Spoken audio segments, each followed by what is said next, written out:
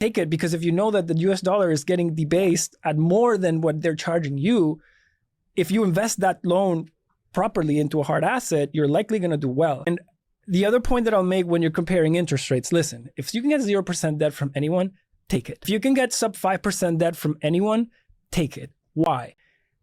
The US dollar is getting debased at approximately 8.5 to 10% year over year. And how you get there is you look at the projected deficit, which is roughly 2 trillion, over the M2 money supply, which is 22 trillion. So that's basically 8 to 10% that's getting debased. Take it, because if you know that the US dollar is getting debased at more than what they're charging you, if you invest that loan properly into a hard asset, you're likely going to do well. And the reason I feel so much conviction on this is because when the Venezuelan Bolivar was hyperinflating, my best trade ever before going long Bitcoin was going short the Venezuelan Bolivar using a dollar as an anchor. Oh, wow. So I would borrow dollars from the bank at 30%.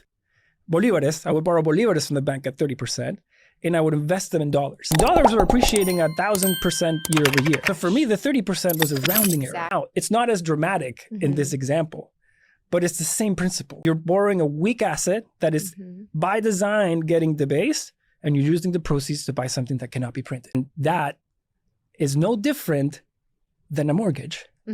Because in a mortgage, you're taking a massive short on the dollar. You're buying a house with it. You don't print the house goes up 8% year over year. Your mortgage is between 5 and 6. 2% of that accrues to your equity value every year. And then 5 years from now, you think you're a genius.